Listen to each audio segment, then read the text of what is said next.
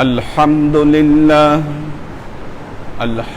لله نحمده ونستعينه ونستغفره ونؤمن به ونتوكل عليه ونعوذ بالله من شرور أنفسنا ومن سيئات أعمالنا من يهد الله فهو المهتدي ومن يضلل فلن تجد له وليا مرشدا فنشهد أن لا إله إلا الله وحده لا شريك له ونشهد أن سيدنا وسندنا ونبينا محمدا صلى الله عليه وسلم الذي أرسله الله بالحق بشيرا ونذيرا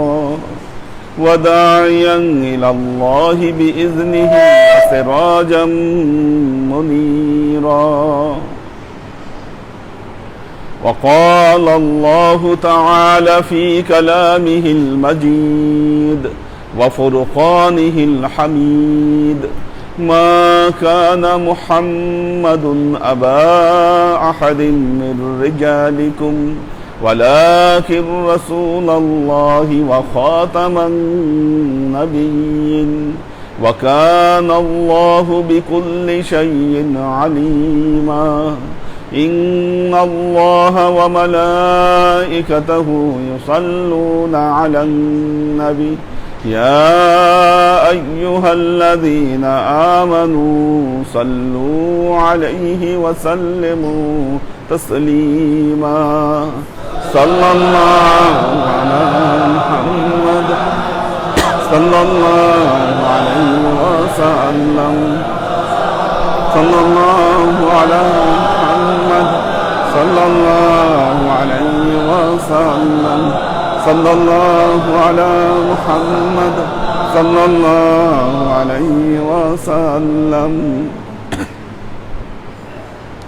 আল্লাহর আশিক ও সালেক বৃন্দ, আওয়াজ কি যায়? হচ্ছে ঠিক মতো আওয়াজ? হ্যাঁ,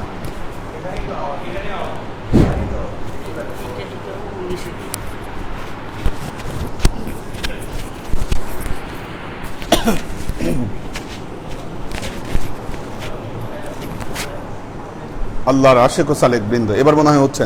হ্যাঁ, মেয়েদের ওখানে শোনা যায় কিনা দেখেন তো, শুনতে পাই কিনা ওরা? বিষয়টা বোঝা যাচ্ছে না তো, আওয়াজ হচ্ছে কিনা হচ্ছে। হ্যাঁ,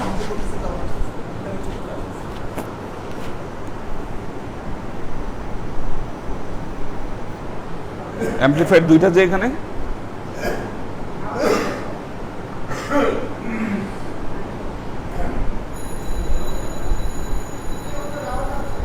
যাচ্ছে। আচ্ছা, তার দরকার নাই, এই যে ঠিক আছে, ধরেন না, এটা ধরেন না, বসেন, আওয়াজ যাচ্ছে, বসেন। হ্যাঁ, আল্লাহর আশিক ও সালেক বৃন্দ, ওয়াকাল রাসূলুল্লাহ সাল্লাল্লাহু আলাইহি ওয়াসাল্লাম আত-তুহুরু শাতরুল ঈমান, পবিত্রতা হচ্ছে ঈমানের অঙ্গ। পবিত্রতা দুই ধরনের, আত-তাহারাতুল মা'নাবিয়্যা, আভ্যন্তরীণ পবিত্রতা, ওয়া তাহারাতুল জিসমিয়্যা, বাহ্যিক পবিত্রতা। আত-তাহারাতুল জিসমিয়্যা, বাহ্যিক পবিত্রতা হচ্ছে শরঈ পবিত্রতা, শরীয়তের পবিত্রতা, শরীয়ত সম্মত পবিত্রতা। এবং আভ্যন্তরীণ পবিত্রতা হচ্ছে আত-তাহারাতুল ইরফানিয়্যা, সেটা হলো আধ্যাত্মিক পবিত্রতা। ইবাদত বন্দিগিতে মশগুল হবার জন্য, আল্লাহর সাক্ষাৎ লাভ করার জন্য, আধ্যাত্মিক উন্নতির জন্য এবং আধ্যাত্মিক অভিজ্ঞতা অর্জনের জন্য আভ্যন্তরীণ পবিত্রতার কোনো বিকল্প নাই। সালেক যদি তার ভেতরে আভ্যন্তরীণ পবিত্রতা নিয়ে আসতে পারে, তাহলেই একজন সালেক আধ্যাত্মিকতার শীর্ষে আরোহণ করতে পারবে, সে আল্লাহর দেখা পাবে এবং আধ্যাত্মিক অভিজ্ঞতায় সে বলীয়ান হবে। বাহ্যিক পবিত্রতার জন্য তিনটি প্রসেস, তিনটা রাস্তা আল্লাহ দিয়ে দিয়েছে। ওযু, গোসল, তায়াম্মুম। এই তিনটা পদ্ধতির দ্বারা বাহ্যিক পবিত্রতা সালেকের বান্দার হাসিল হয়ে থাকে। ঠিক তেমনি আধ্যাত্মিক পবিত্রতার জন্য কিছু সিস্টেম, কিছু পথ বর্ণিত রয়েছে। যিনি এই পথ এবং পন্থাগুলোকে অবলম্বন করতে পারবেন তিনি অবশ্যই আধ্যাত্মিক পবিত্রতা হাসিল করতে পারবেন।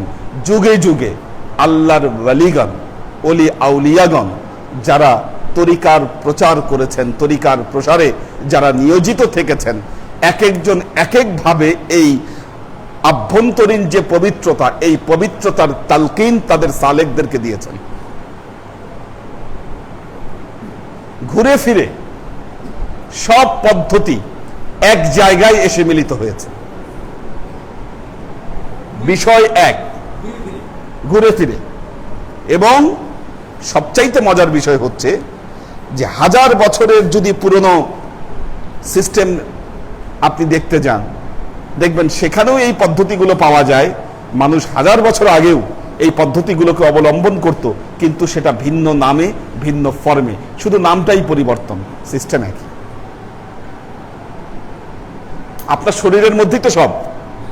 এটাকে তো চেঞ্জ করার 1000 বছর আগে মানুষের শরীর যা ছিল 1000 বছর পরে এখনো সেটা আছে। যারা সত্যিকার অর্থে মারেফতকে চর্চা করেছেন, যারা সত্যিকার অর্থে তাসাউফকে চর্চা করেছেন, তারা এই চর্চাগুলোকে ধরে রেখেছেন। আর যারা এই চর্চাগুলোকে ধরে রাখেননি, দেখা গিয়েছে তাসাউফের নামে ভিন্ন কিছুকে তারা প্রতিষ্ঠা করেছে। আমাদের সমস্যা হচ্ছে সঠিক দিক নির্দেশনা আমাদের কাছে নেই। আল্লাহ তাআলা তার কালামে পাকে বলেছেন, ওয়ালিকুল্লি জাআলনা শিরআতাও ওয়া মিনহাজা, আমি প্রত্যেক সম্প্রদায়ের জন্য দুটো বিষয়কে বিধিবদ্ধ করে দিয়েছি, একটা হলো শরীয়ত, একটা হলো মারিফত। একটা শরআ, একটা মিনহাজ। দুটো বিষয়কে যিনি নিজের মধ্যে অ্যাপ্লাই করতে পারবেন তিনি সফল হবেন। এই জন্য দেখা যায় পূর্ববর্তী লোকদের, যারা আমাদের পূর্ববর্তী আকাবের যারা, তাদের যে আধ্যাত্মিক উন্নতি, তাদের যে ধর্মের প্রতি নিষ্ঠা, দিনে দিনে এই নিষ্ঠাগুলো হারিয়ে যাচ্ছে। কেন হারিয়ে যাচ্ছে? যত ডিজিটাল যুগের বিপ্লব হচ্ছে তত মানুষ এই চর্চাগুলো থেকে দূরে সরে যাচ্ছে। আমি একটা উদাহরণ দিয়েছিলাম গত ক্লাসে। আমরা আগে ছোটবেলায় মায়ের কাছে গল্প শোনার জন্য পাগল হয়ে যেতাম। গল্প শোনাও, বড়দের কাছে, মানে একটাই আবদার ছিল গল্প। আজকে দেখবেন আপনার ছেলে মেয়ে গল্পের জন্য কাঁদবে না, বলবে মোবাইল দাও। ও মোবাইল নিবে, মোবাইল ছাড়া খাবে না। ওর কাছে গল্পের কোনো মূল্যই নাই। কেন? যখন আপনাকে ছোটবেলায় গল্প বলা হতো, ওই গল্পগুলো আপনি কান দিয়ে শুনতেন আর মনে মনে এগুলোকে ইমাজিন করতেন না, ইমাজিন করে ওই একই রকম চিত্র আপনার চোখের মধ্যে আপনি ফুটিয়ে তুলতেন। এখন যে কল্পনাটা তার মনে মনে করতে হতো, এখন আপনার বাচ্চারা ওইটা মোবাইলেই দেখতে পাচ্ছে। কষ্ট করে আপনার কাছ থেকে শুনে ওই কল্পনা কেন ওর মুখের মধ্যে ও মনের মনস্পটে ও সাজায় নিবে? এটা কি দরকার আছে? সহজ পথ তো তার কাছে খোলাই আছে।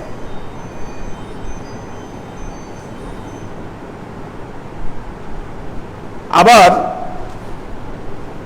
দেখবেন আগে মানুষের উপন্যাস পড়ার একটা ঝোঁক ছিল, গল্পের বই পড়ার একটা ঝোঁক ছিল। আস্তে আস্তে ঝোঁকগুলো চলে যাচ্ছে। কারণ কষ্ট করে ওইটা পড়ার চাইতে টেলিভিশনে এসে দেখতে পাচ্ছে অনেক কিছু। কষ্ট করে পড়তে যাবে কেন? যার ফলে কি হচ্ছে, এই যে মানুষের যে ইমাজিন করার একটা শক্তি, একটা ক্ষমতা, এই ক্ষমতাগুলো আস্তে আস্তে হারিয়ে যাচ্ছে, ভোতা হয়ে যাচ্ছে।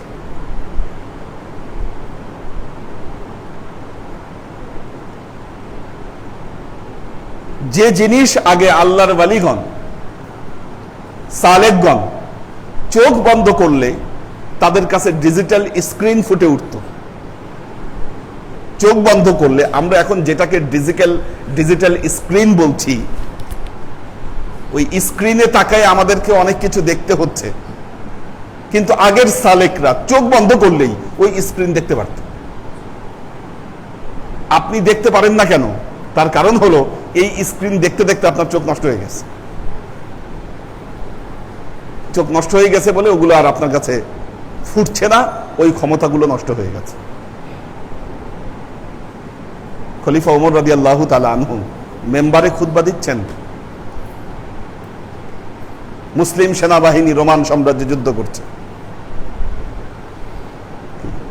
মদিনার মেম্বার থেকে খলিফা ওমর সেনাপতিকে নির্দেশ দিলেন যে তোমরা এই দিক দিয়ে না ওই দিক দিয়ে যাও। ওইদিকে মুসলিম সেনাপতিও এই কথা শুনেছেন, মদিনার মসজিদের মুসল্লিরাও সাক্ষী যে ওমর মেম্বারে দাঁড়িয়ে এ কথা বলেছিল। পরবর্তীতে যখন তারা এসেছে তখন এই সাক্ষ্য তারা দিয়েছে যে না, এই অবস্থায় তো আমার কাছে নির্দেশ আসছে, কথা পৌঁছায় দিছেন। এখন বিজ্ঞান কি বলছে? কথা পৌঁছানো সম্ভব এক জায়গা থেকে আরেক জায়গায়, কিসের মাধ্যমে? ইথারের মাধ্যমে।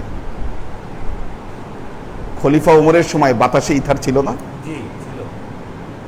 ইথার তো পৃথিবীর শুরু থেকেই, ইথার তো পৃথিবীর শুরু থেকেই।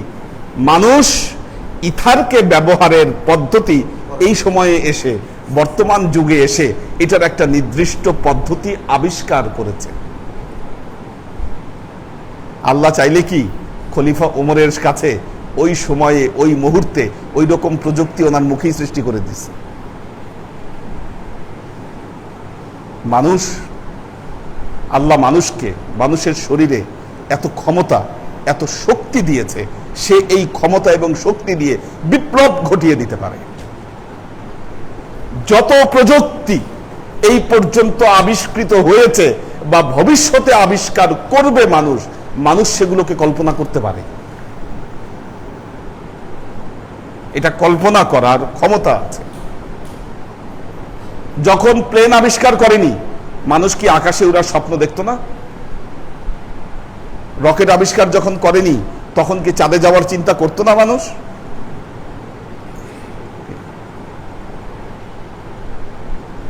দেখবেন যে একজন ফ্যান্টাসি লেখক আছেন, জুল ভার্ন,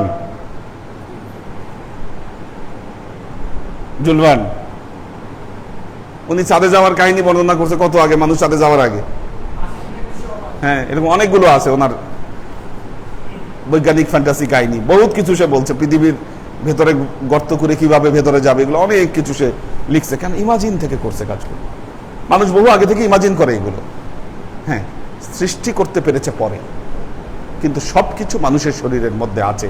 ঠিক তেমনি আল্লাহর আশিক ও সালেক বৃন্দ, আপনি যদি আপনার ভেতরটাকে পবিত্র করতে পারেন, তাহলে আপনিও এগুলোকে হাসিল করতে পারবেন, আয়ত্ত করতে পারবেন। এটা অসম্ভব কিছু না।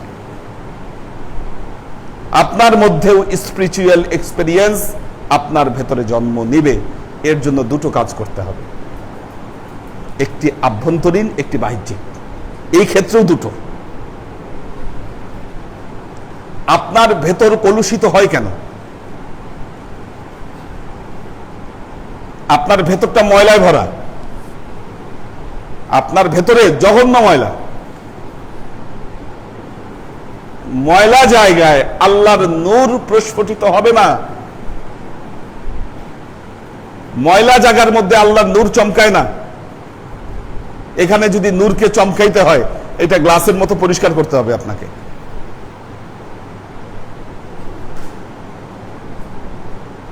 দেখবেন যে বাউলরা গান বলে যে দয়াল বাবা কেবলা কাবা, না আয়নার কারিগর। এই যে আয়নার যে কারিগর, আয়নার কথা যে বলে, কি ভেতরটা আপনার পরিষ্কার করলে, ওই আয়না বলতে ওটাকে বোঝানো হচ্ছে যে এখানে যদি রিফ্লেক্ট করতে হয় তাহলে তো বিষয়টা পরিষ্কার করতে হবে। আপনার কলবকে পরিষ্কার করতে হবে। পরিষ্কার না করলে এখানে তো নূর রিফ্লেক্ট করবে না। আল্লাহ আপনাকে এখানে এই ক্ষমতা দিয়েছে, কিন্তু আল্লাহর নূর রিফ্লেক্ট হচ্ছে না বলে আপনি সেটাকে দেখতে পাচ্ছেন।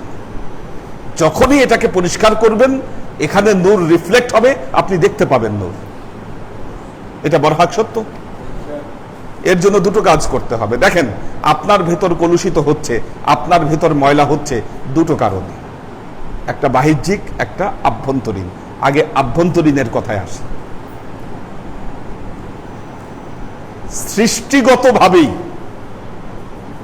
সৃষ্টিগতভাবেই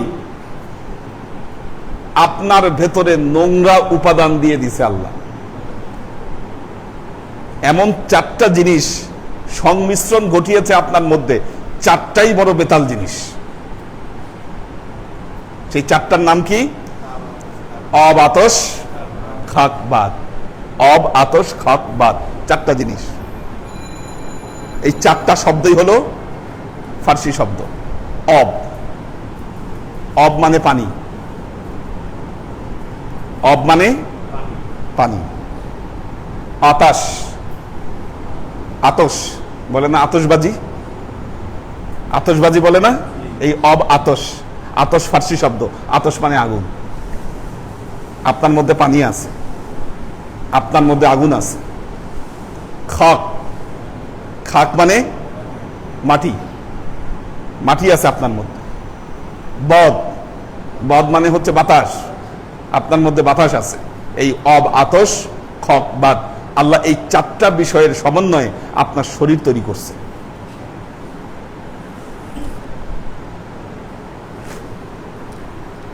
এই চারটার সাথে রুহু, রুহু হচ্ছে আপনার শরীরে অত্যন্ত পবিত্র একটা জিনিস। রুহুর যে চেহারা, রুহুর যে চেহারা ফেরেশতাদের পবিত্রতার চাইতে সেটা পবিত্র।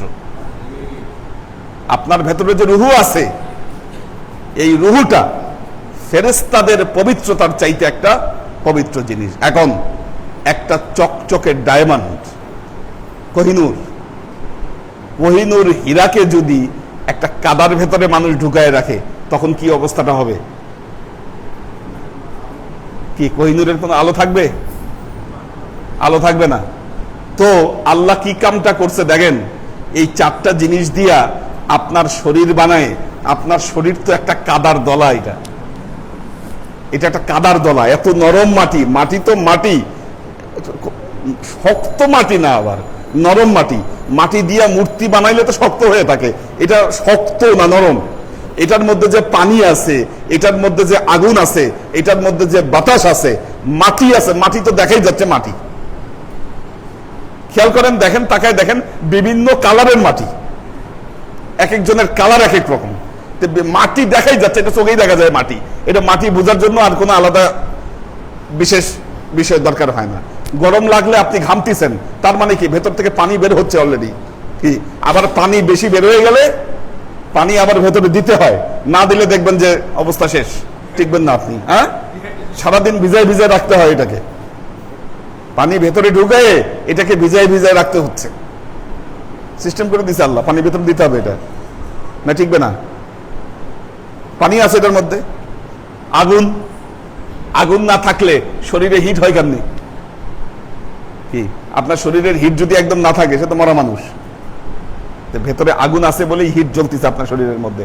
কি তেলস্মতি, আল্লাহু আকবার। চিন্তা করতে পারেন। বাতাস, এই যে আপনি দম নিচ্ছেন, ছাড়ছেন, বাতাস তো ভেতরে আছেই। এই চারটা জিনিস দিয়া এইটা বানায় আল্লাহ কি করলেন? এই যে রুহু নামে এমন একটা জিনিস, এত মূল্যবান জিনিস, এটার মধ্যে একেবারে ঢুকাই দিলেন। এখন ভেতরে ঢুকে এই জিনিসটা ভেতরের মধ্যে বসে রয়েছে, এগুলার আড়ালে চাপা পড়ে আছে। এটা পরিষ্কার না করলে, পরিষ্কার করে এটাকে বের করতে হবে। হ্যাঁ, এটাকে বের করতে হবে। বের করলে তখন আল্লাহর নূর এখানে রিফ্লেক্ট হবে, আপনি দেখতে পাবেন। নামাজ, ইবাদত, বন্দিগি, তখন সবকিছুতে মজা পাবেন। উনি ঘুমাই গেছে, একটু আগে বসেন, এদিকে আসেন। আরো সাইডে আগায় বসেন, একদম যতক্ষণ আমাদেরকে তাকায় থাকবেন যতক্ষণ ক্লাস করবেন। তো দেখেন, খুব গুরুত্বপূর্ণ বিষয় এটা। আপনার ভেতরেই তো এই অবস্থা, ভেতরে এই অবস্থা, তার উপরে আল্লাহ আবার এটার মধ্যে 9টা ফুটা করে দিছে। 9টা ফুটা করে দিছে। ফুটা করে, ফুটা বলতে আবার বাল্ব আছে এখানে, একদম একদম যে ফুটা তা না, এটা দরজার মতো, ইচ্ছা করলে বন্ধ করা যায়, ইচ্ছা করলে খোলা রাখা যায়। এটার মধ্যে আবার 9টা ফুটা করে দিছে। ফুটা করে একেবারে আবর্জনাময় জায়গায় আপনাকে ফালাই দিছে। লাকাদ খলাকনাল ইনসানা ফি আহসানি তাকওয়িম সুম্মা রাদাদনাহু আসফালা সাফিলিন।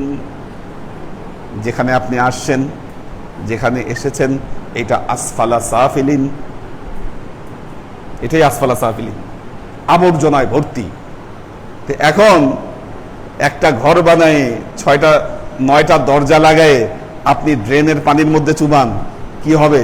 ভেতরে ময়লা ঢুকবে না? একে তো ভেতরে ময়লা, বেতালে জিনিস ভেতরে আপনার এমনি আছে, আবার এইখানে 9টা ফুটা করে আবর্জনার মধ্যে আপনাকে নামায় দিছে, ভেতরটা পরিষ্কার কেমনে থাকে?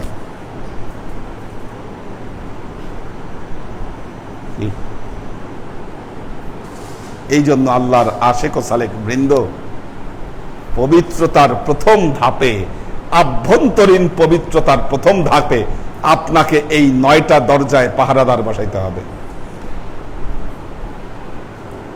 9টা দরজা বুঝতে পারছেন তো? 1টা 2টা 3টা 4টা 5টা 6টা 7টা, নিচে 2টা, এই 9টা। যার মধ্যে প্রথম গুরুত্বপূর্ণ হচ্ছে চোখ। চোখ, সূরা নূর, সূরার নামই সূরা নূর। আল্লাহ বলছেন, কুল লিল মুমিনিনা ইয়াগুদ্দুনা আবসারহুম ওয়া ইয়াহফাজুনা ফুরুজাহুম। কুল লিল মুমিনিন, আপনি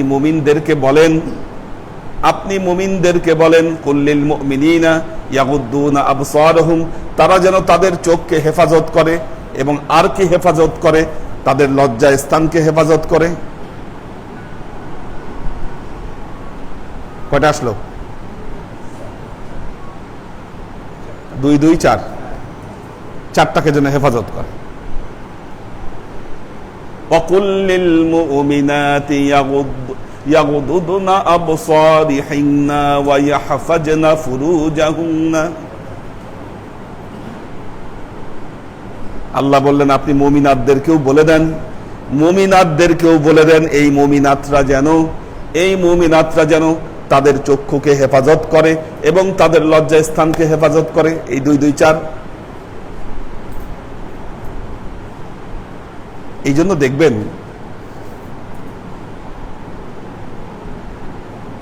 খ্রিস্টান, বৌদ্ধ, নাথ সম্প্রদায়, এদের মধ্যে যারা সাধক তারা বিয়ে করে না।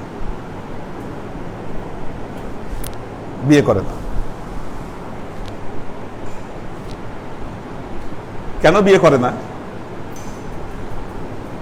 ওই যে লজ্জা স্থান, এই 2টা জায়গাকে হেফাজত করার অর্থে তারা বিয়ে না করার অর্থে নিচ্ছে। এটা জানেন কিনা, বৌদ্ধ যারা সন্ন্যাসী তারা কিন্তু বিয়ে করতে পারে না, সংসার ত্যাগী। পাদ্রীরাও তাই, সেম। এবং হিমালয়ে আরেকটা সম্প্রদায় আছে যাদেরকে নাথ সম্প্রদায় বলে। নাথ সম্প্রদায় হচ্ছে, এরা মহাদেবের অনুসারী, এরাও ধ্যান করে। কিন্তু আল্লাহর নবী বলেছেন লা রুহবানিয়াতা ফিল ইসলাম, বৈরাগ্যবাদ ইসলামে নেই, চলবে না। বিশেষ ক্ষেত্রে এটাকে বৈধতা দিয়েছেন আল্লাহ নবী, বিশেষ ক্ষেত্রে। এবং এই বৈধতার দৃষ্টান্ত আহলে সুফফারা হচ্ছে এটার বৈধতার দৃষ্টান্ত। কিছু ক্ষেত্রে এটাকে দৃষ্টান্ত দেওয়া হয়েছে এবং কমন মানুষের জন্য ইতিকাফের ব্যবস্থা করা হয়েছে। ওয়ালা তুবাশিরুহুন্না ওয়া আনতুম আকিফুনা ফিল মাসাজিদ। কিন্তু বাকি ক্ষেত্রে সেক্সকে কন্ট্রোল করতে বলা হয়েছে ইসলামে, কমন, সে বিষয়ে পরে আসে। সবচাইতে গুরুত্বপূর্ণ বিষয় মুমিনের জন্য দুই চোখকে হেফাজত করা।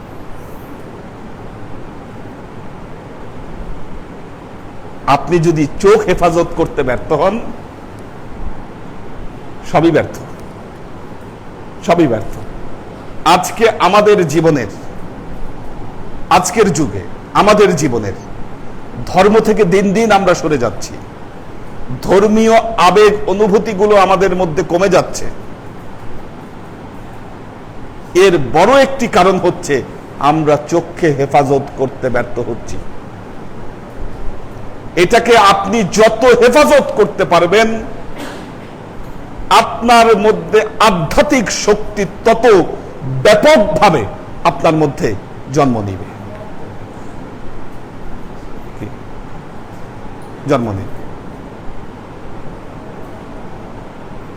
এখন আমাদের কামাল পাশা বিয়ে করে নাই,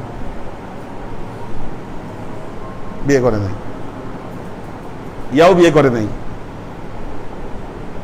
কে?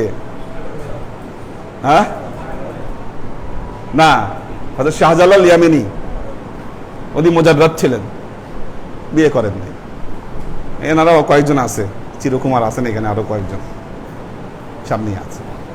আচ্ছা, এখন বিয়ে না করে যদি ওনারা ওনাদের চক্ষুকে হেফাজত করতে পারতেন বা ভেতরে এই শক্তিগুলোকে জাগ্রত করতে পারতেন, সেটা ভিন্ন কথা ছিল। কিন্তু বিয়ে না করার কারণে যদি তাদের এই বিষয়গুলো হেফাজত তারা ঠিক মতো না করতে পারেন, তাহলে আল্লাহ নবীর কাছে জবাবদিহি করতে হবে তাদেরকে। এই জন্য আল্লাহ নবী বলছেন, ইয়া মা'আশারাশ শাবাব মান ইসতাতা'a মিনকুমুল বা'a ফালইয়াতাজাওয়াজ ফাইন্নাহু আহসানা লিল ফারজি ওয়া আবগাদা লিল বাসার। দেখেন, এই দুটো কথাই আল্লাহ নবী বলছেন, তোমাদের মধ্যে যারা সক্ষম, স্ত্রীদের ভরণ পোষণে যারা সক্ষম, তারা যেন বিয়ে করে। কারণ বিয়েটা কি? আহসানা লিল ফারাজ, তাদের যে লজ্জা স্থান, এই লজ্জা স্থানের হেফাজতকারী হবে। এটা লজ্জা স্থানকে এটা হেফাজত করবে, এটাই প্রসেস যেন বিয়ে করে। অথবা আবগাদা লিল বাসার, তাদের চক্ষুকেও এটা হেফাজত করবে। এই বিয়ে তার চক্ষুকে হেফাজত করবে। ফামান লাম ইয়াস্তাতি' ফাআলাইহি বিসিয়াম, যারা এটা না পারবে তারা যেন রোজা রাখে। তারা যেন রোজা রাখে। ফাইন্নাহু লাহু ওয়াজাউন, কারণ এই রোজাটা হবে তাদের জন্য ঢাল স্বরূপ।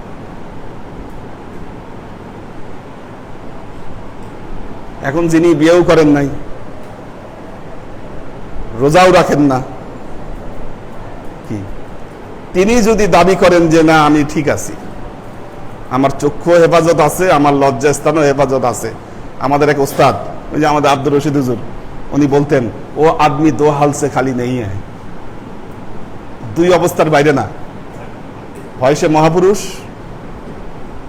মহাপুরুষ অথবা ডিস্টার্ব আছে ভিতরে, নাহলে কাপুরুষ, কিছু একটা আছে অবস্থা। কাজেই হয় বিয়ে করতে হবে অথবা আপনি সন্ন্যাস জীবন যাপন করেন, এছাড়া কোনো উপায় নাই। কিন্তু আপনি যদি চক্ষুকে হেফাজত করতে না পারেন, আপনার জীবন তো ব্যর্থ।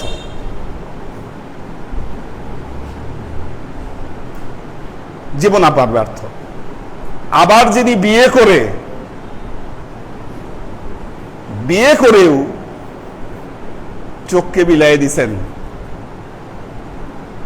লজ্জা স্থানকে হেফাজত করতে ব্যর্থ হয়েছেন, তাদের তো আর বলার কিছু নাই। বলেন কি জবাব দিবেন আপনি?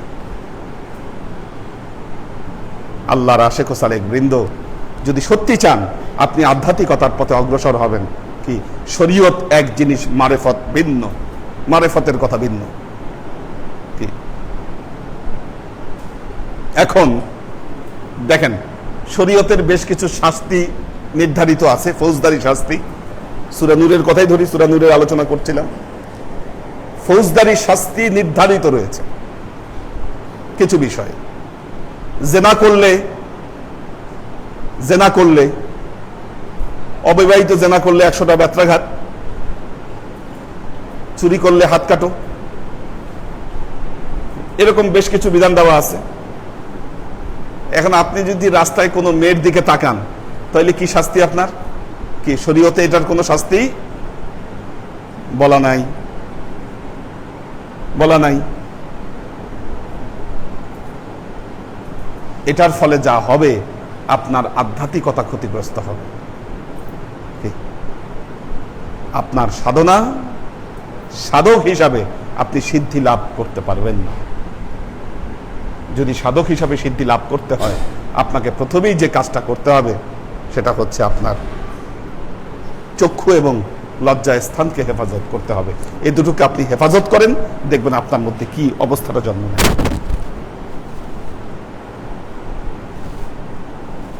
আল্লাহর আশেক ও সালেক বৃন্দ,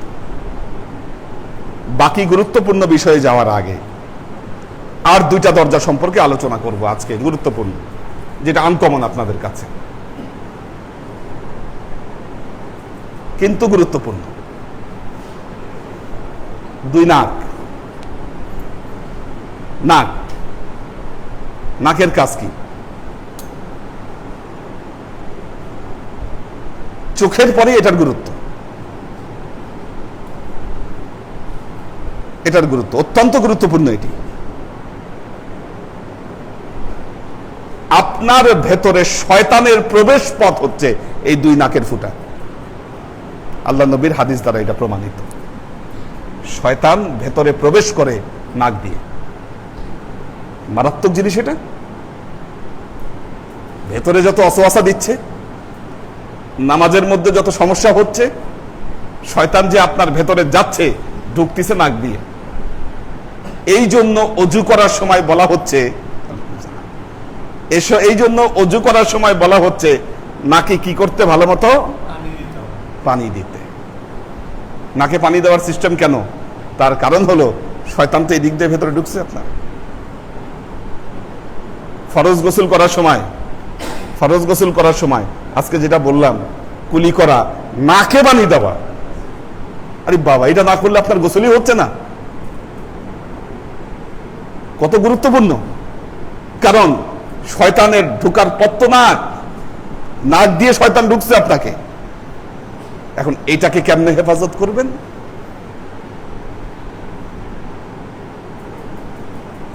কি নাককে হেফাজত করার কি আছে?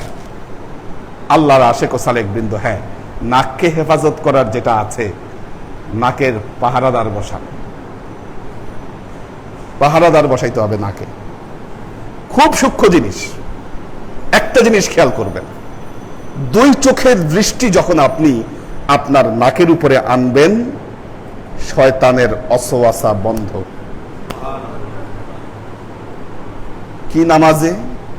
কি নামাজের বাইরে সর্বমুহূর্তে চোখের দৃষ্টি আপনি নাকের উপরে নিয়ে আসেন, শয়তানের ওয়াসওয়াসা বন্ধ। ওই অবস্থায় শয়তান ঢুকতে পারবে না আপনার ভেতরে।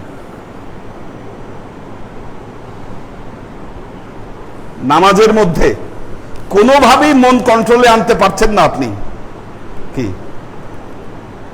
আপনি দৃষ্টিটাকে এটার উপর দিয়ে নিয়ে আসেন। কি বাইরের যে খেয়াল, সারা দুনিয়ায় ঘুরতেছিলেন, বন্ধ।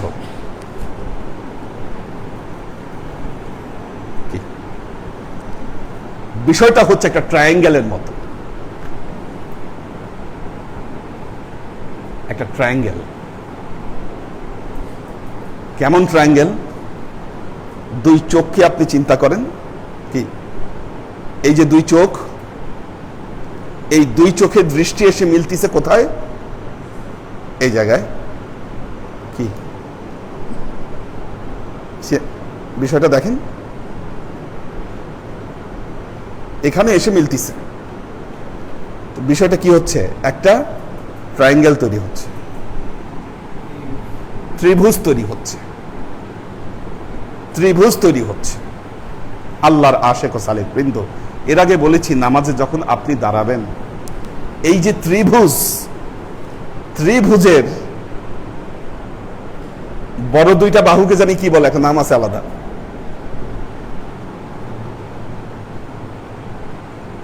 শকত ভাই থাকলে বলতে পারতো, নাম আছে আলাদা এই দুইটা। আচ্ছা আচ্ছা, এটা হ্যাঁ সমদ্বিবাহু সম্ভবত, হ্যাঁ সমদ্বিবাহু বলে আর কি। তো এই যে দুইটা লম্বা যে বাহু এসে মিলছে, নামাজের সময় আপনি খেয়াল রাখেন দুইটা বাহুর একটা বাহু হচ্ছে এক পাশে মুহাম্মদ মুস্তাফা সাল্লাল্লাহু আলাইহি ওয়াসাল্লাম, আরেক বাহু হচ্ছে আপনার মুর্শিদগণ। মুর্শিদগণ,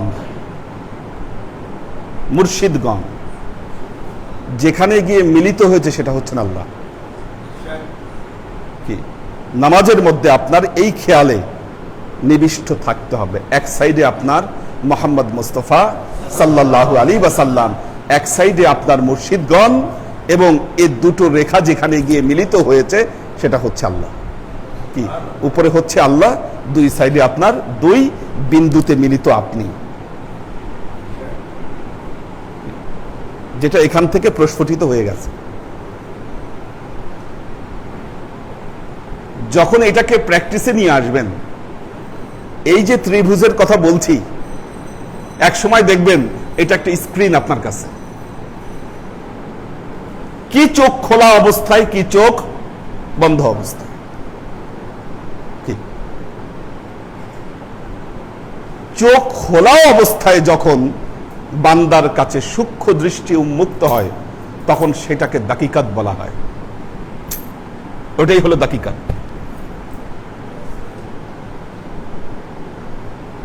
এটা এক্সপেরিয়েন্সের ব্যাপার, একদিনে বলে দেওয়া যাবে না আপনি কি দেখতে পারেন। এটা আলাদা আলাদা প্রতিটি মানুষের অভিজ্ঞতার বিষয়। এটি এক একজনের কাছে এক একভাবে ধরা দিবে, এক একজনের এক্সপেরিয়েন্স এক এক রকম হবে। যে তার নিজের ভেতরকে যত পরিচ্ছন্ন করতে পারবেন, তার কাছে এই এক্সপেরিয়েন্স তত সুস্পষ্ট হবে। কি দেখুন, দুটো কথা বলেছি, কি চোখ খোলা অবস্থায়, কি চোখ বন্ধ অবস্থায়। চোখ খোলা অবস্থায় যা দেখবেন তা দাকিকাত, চোখ বন্ধ অবস্থায় যা দেখবেন তা হাকিকাত, তা হাকিকাত। কিন্তু দেখবেনই আপনি, today or tomorrow. Practice, processing, যে কোনো ভাবে হোক আপনি, আপনার কাছে এই অভিজ্ঞতা আপনার ভেতরে জন্ম নেবে। আমাদের প্রবলেম হচ্ছে জীবনের ব্যস্ততায় আমরা এতই ব্যস্ত, আমাদের সময় কই? সময় কই? দেখুন, আমরা চোখে এখন যা দেখতে পাচ্ছি, আমার পারিপার্শ্বিকতায়, আমার চতুর্দিকে এখন যেটা দেখতে পাচ্ছি, এটাও কিন্তু ছবি। বিরাট পর্দা কিন্তু একটা। এই মুহূর্তে আমার চোখের যে পরিধি, এই পরিধিতে ধরা পড়ছে আমার এই রুমের যে দৃশ্যপট, এতটুকুই আমার কাছে ধরা পড়ছে। এর চাইতে বেশি কিছু আমার কাছে ধরা পড়া সম্ভব নয়, এর চাইতে বেশি কিছু।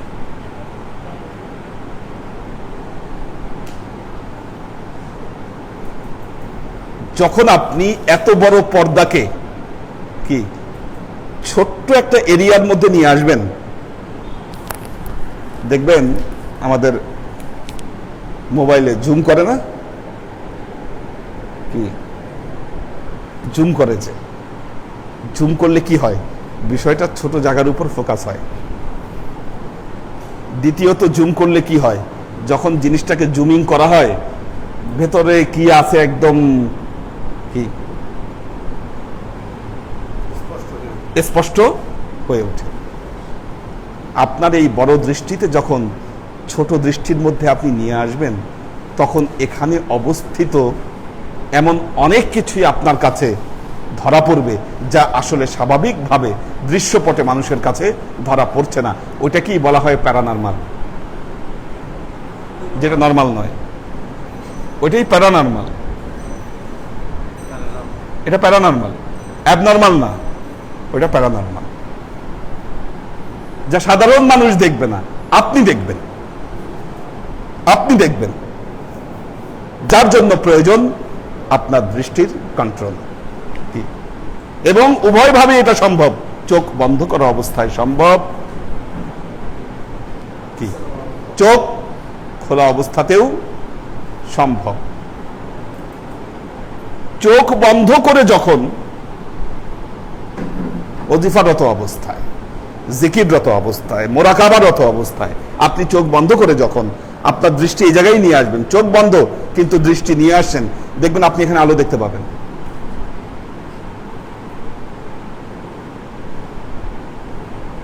চোখ বন্ধ করে, আচ্ছা অনেকের ঘুম লাগতেছে কেন বুঝলাম না, আজকে ঘুমের পরিমাণটা বেড়ে গেছে। চোখ খোলা রাখেন, ওই যে আমাদের উনিও ঘুমাই গেছে, তাকায় থাকেন, তাকায় থাকেন। আচ্ছা হ্যাঁ, তো আল্লাহর আশেক ও সালেক বৃন্দ, চোখ বন্ধ করে দেখাটা, আলো দেখাটা সবার জন্য সহজ। এটা যারা ওজিফা নিয়মিত প্র্যাকটিস করেন তাদের জন্য এই বিষয়গুলো সহজ। আমি বলেছিলাম আমাদের দরবার হয়ে গেলে বিষয়গুলো আপনাদেরকে প্র্যাকটিস করাবো। এখন সময় আসছে, পরিবেশ দিছে আল্লাহ, এখন আস্তে আস্তে আমরা এগুলো প্র্যাকটিস করব। আমরা এখন থিওরিক্যালে যাচ্ছি, সামনে প্র্যাকটিক্যালে যাব। এখন শুধু থিওরিক্যাল হচ্ছে, কিছু থিওরিক্যাল জ্ঞান আপনাকে থাকতে হবে, কিছু প্র্যাকটিক্যাল জ্ঞান আপনাকে দিতে হবে, বাকিটা আপনার প্র্যাকটিস ছাড়া আপনি এটাকে আয়ত্ত করতে পারবেন না। আল্লাহর আশিক ও সালেক বৃন্দ, আজকে আর বেশি দূর যাব না। চোখ এবং নাক এ দুটোর সমন্বয়ে আপনি থাকেন, এ দুটোকে কন্ট্রাক্ট করেন, একটা ত্রিভুজকে চিন্তা করেন, একটা ত্রিভুজকে চিন্তা করেন। কোনোখানে আপনি যাচ্ছেন, বসে আছেন, আপনার দৃষ্টিকে এখানে নিয়ে আসলে দেখবেন আপনি জগৎ থেকে এমনি আলাদা হয়ে যাবেন। ওখানে আশেপাশে কি আছে কি ওইটা আপনার চোখে পড়বে না।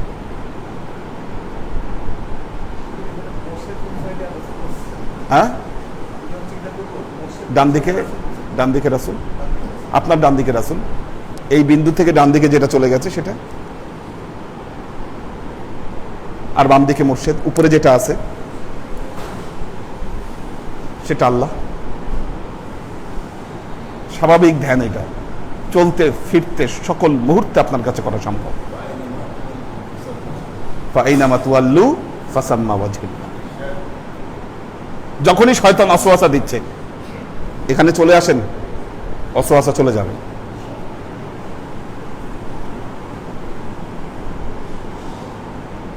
এটা একটা মারাত্মক থিওরি এবং কার্যকর থিওরি। এটা আল্লাহ আমাদের সবাইকে তৌফিক দান করুন। দেখি কোনো কোশ্চেন আছে কিনা।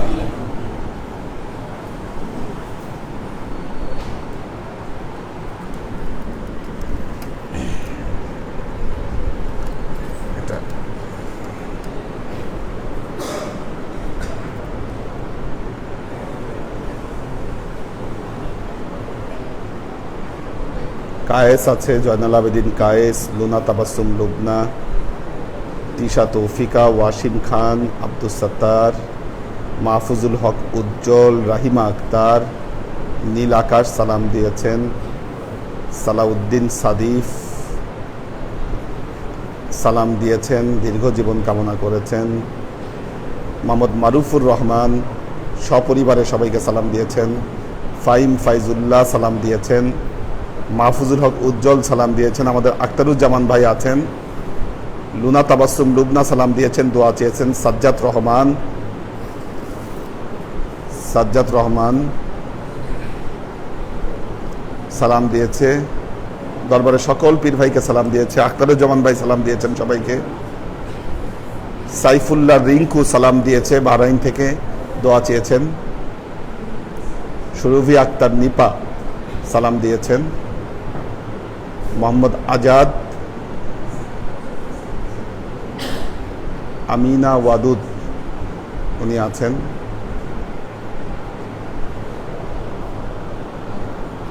মোহাম্মদ আবু জাফর তিনি সালাম দিয়েছেন, দোয়া চেয়েছেন। আমিনা ওয়াদুদ সালাম দিয়েছেন, আমাদের আমিনা আপা। মোহাম্মদ আজাদ সালাম দিয়েছেন।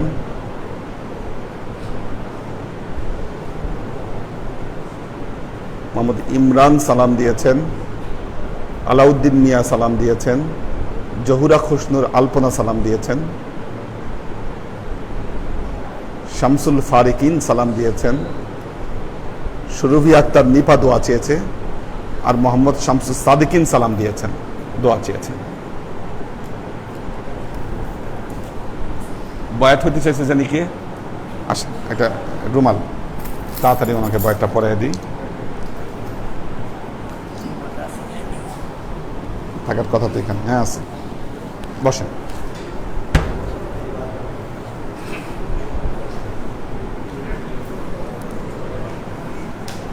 ধরেন।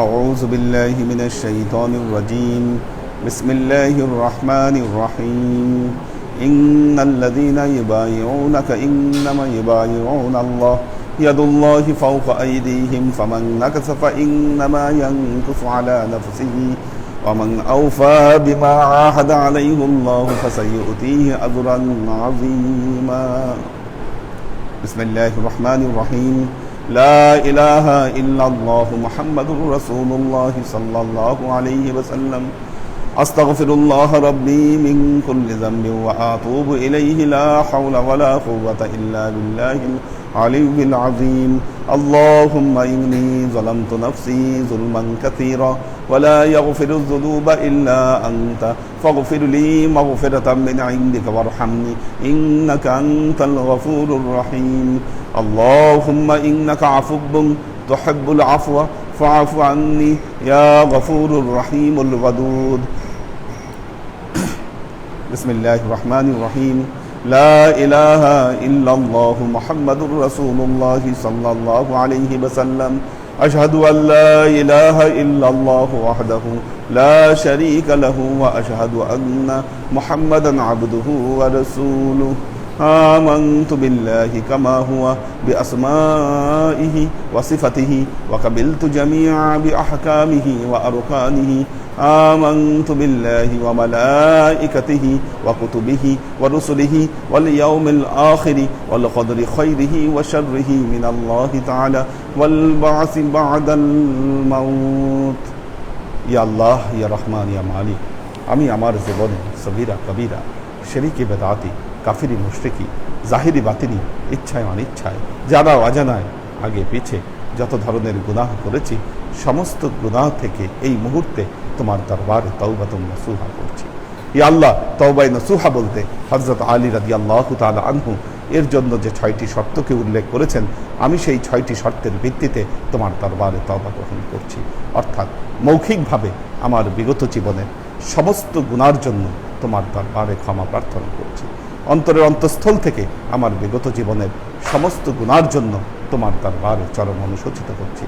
ভবিষ্যতে কখনো কোনো দিন তোমার শরীয়ত বিরোধী কোনো কাজে লিপ্ত হব না, সে বিষয়ে দৃঢ় সংকল্প করছি। ইয়া আল্লাহ, আমি আমার বায়াত পূর্ববর্তী জিন্দেগিতে আমার ইচ্ছায় অনিচ্ছায় জানা অজানায় তোমার হক্কুল্লাহর যে ক্ষতি করেছি সেগুলোকে পূরণ করে দিব ইনশাআল্লাহ। ইয়া আল্লাহ, আমি আমার বায়াত পূর্ববর্তী জিন্দেগিতে আমার ইচ্ছায় অনিচ্ছায় জানা অজানায় তোমার হক্কুল ইবাদের যে ক্ষতি করেছে সেগুলোকে পূরণ করে দেব ইনশাআল্লাহ। ইয়া আল্লাহ, আমি আমার বায়াত পূর্ববর্তী জীবন তোমার নাফরমানিতে কাটিয়েছি, তাই বায়াত পরবর্তী জীবনে এতাতের মাধ্যমে সেই নাফরমানির ক্ষতিপূরণ করে দেব ইনশাআল্লাহ। ইয়া আল্লাহ, আমি মোট 12টা বিষয় নিয়ে এই পৃথিবীতে এসেছি, তার মধ্যে 8টি সমস্যা এবং 4টি নিয়ামত। 8টি সমস্যা বলতে আমি শয়তানের ধোঁকা থেকে বাঁচতে চাই, মৌতের আযাব থেকে বাঁচতে চাই, কবরের আযাব থেকে বাঁচতে চাই, বাসের আযাব থেকে বাঁচতে চাই, হাসরের আযাব থেকে বাঁচতে চাই, কঠিন হিসাবের আযাব থেকে বাঁচতে চাই, পুলসিরাতের আযাব থেকে বাঁচতে চাই, পরিশেষে মাওলা তোমার জাহান্নামের কঠিন আগুন থেকে আমি বাঁচতে চাই। ইয়া আল্লাহ, আমি তোমার কাছ থেকে 4টি নিয়ামত চাই, তোমার রাসূলের শাফায়াত চাই, আমলনামা ডান হাতে চাই, বেহেশতে প্রবেশ করতে চাই, পরিশেষে মাওলা বেহেশতে গিয়ে আমি তোমার দেখা চাই। এই 8টি সমস্যা থেকে মুক্তি এবং 4টি নিয়ামত হাতে পাওয়ার জন্য আল্লাহ আজকে তোমার দরবারে এই পীর সর্দারের হাতে হাত রেখে মুহাম্মদী তরিকা অনুযায়ী এই শর্তের উপর বায়াত গ্রহণ করছি, আজীবন এই পীর সর্দারের সাথে ছায়ার মধ্যে লেগে থেকে তার নির্দেশিত পথ অনুযায়ী শরীয়ত সম্মতভাবে আমার জীবনকে অতিবাহিত করব। আমার জীবনের শেষ কালেমা হবে লা ইলাহা ইল্লাল্লাহু মুহাম্মাদুর রাসূলুল্লাহ সাল্লাল্লাহু আলাইহি ওয়াসাল্লাম।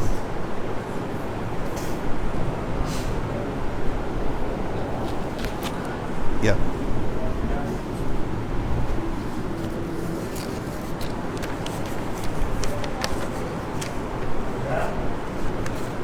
রাখো।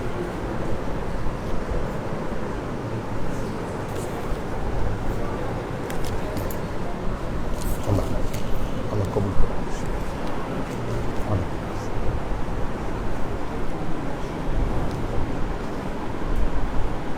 আল্লাহুম্মা আমিন।